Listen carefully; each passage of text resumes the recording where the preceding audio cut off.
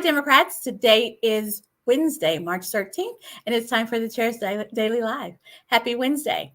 It is Wednesday, 1 week away from Super Tuesday and 1 day away from elections that happened last night in other parts of the country, wherein it was determined that for sure, there's been all the speculation and we kind of know, but it is official now, that the race for president will be between former President Trump and current and better President Joe Biden. That's who's going to be on the ballot in November. There may be a third party. There may be some no labels jazz in there trying to spoil things. But what we need to focus on is that we have a good president. We have a president who is focused on things that will improve the lives of Americans. And regardless of what the press will say, regardless of all the negative that is out there, Joe Biden delivers. Democrats deliver. And what we need to do is focus right now on making sure that everyone we come in contact with understands what's at stake. And it's really pretty simple. You have one guy who's had more birthdays, but who has been doing the work. Infrastructure plan, Inflation Reduction Act. We've lowered insulin prices.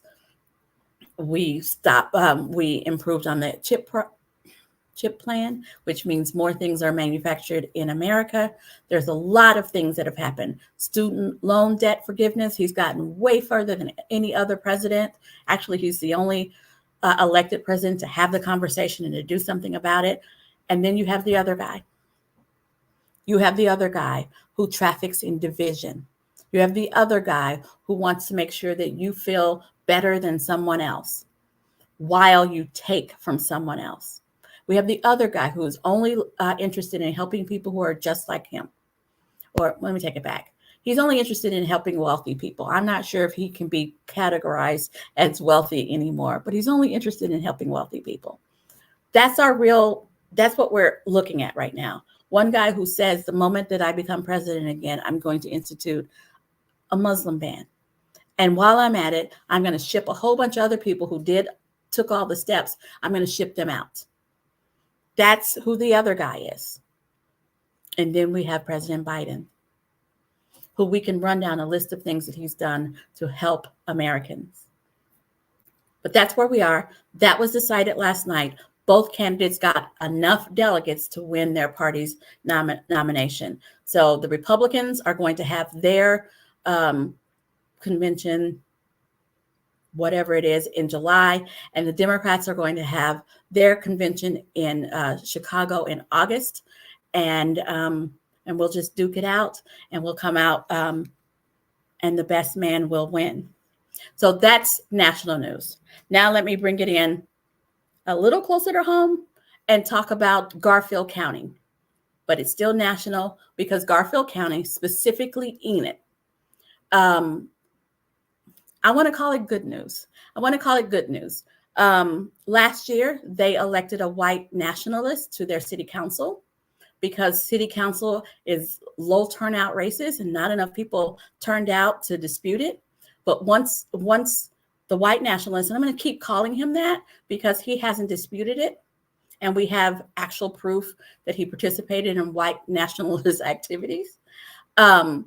Once they were able to get people to recognize who he was, I can't think of the name of the organization, the Enid Social Justice Committee, which two of our very active Democrats are a part of, Nancy Presnell and Connie Vickers. They got together, they collected signatures to be able to get a recall petition on this guy.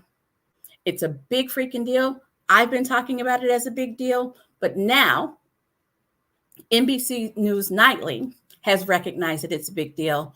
And you'll please tune in tonight, NBC Nightly News, K4 in Oklahoma City, KJRH in Tulsa at 5:30. And you'll hear from Nancy Presnell and Connie Vickers, who are part of the Enid Social Justice Committee. And hear what it takes when it's grassroots, when people who care about a thing get together and actually do something about it. I am so proud of the work that they've done, and I'm so proud to know them. That is tonight. That is less than an hour away. NBC Nightly News, Channel 4 or Channel 2, depending on what part of the state, Channel 4 in Oklahoma City, Channel 2 in the Tulsa area. Grassroots efforts pay off. And so I'm inspired, and I hope it inspires you to do something local in your community. Now, bringing it more in, it's also made national news. Next Benedict, the teenager in Owasso that died the day after a beating in a bathroom. It made national news. I put out a press release that a lot of people questioned, wherein I said that the death of this non-binary child, that the rhetoric, I should say, from some of our elected officials, that the divisive rhetoric from some of our elected officials contributed to the death of Next Benedict. Next Benedict, the Oklahoma medical examiner has ruled Next Benedict's death a suicide. I don't change my position one iota. I believe that Next Benedict's suicide is a result of consistent bullying, as reported by their mother, consistent bullying, and nothing being done. And that bullying, I stand by, comes from what other children hear from their school, from their parents, and from the political rhetoric.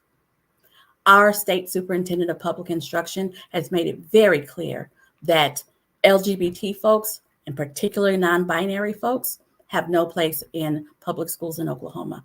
Our governor, even as he's talking about family first, has made it very clear that LGBT folks are not the folks that he's aimed at taking care of. That rhetoric resounds. Young people hear and they watch. They hear what we say, they watch what we do. And that trickles down and it turns into bullying. It turns into bullying. And so I am saddened for the family of Next Benedict, because this is one of those deaths. Death is always hard. Death of a child, I can't even imagine. But this is one of those instances where, as you start to be able to try to deal with it, you're dealt another blow. And so there's going to be another news cycle where we're talking about Next Benedict, where their family it reopens the wound. If you're a praying person, I encourage you to pray for the family. But if you're a loud person like me, I encourage you to make sure that everybody hears that our elected officials who've made it a hostile environment for LGBTQ folks are not off the hook because it was suicide. Okay. I will be back here tomorrow at 4:15, but do not forget tonight, 5:30, watch the Enid Social Justice Committee talk about the grassroots efforts that they did in Enid to rid their city council of a white nationalist.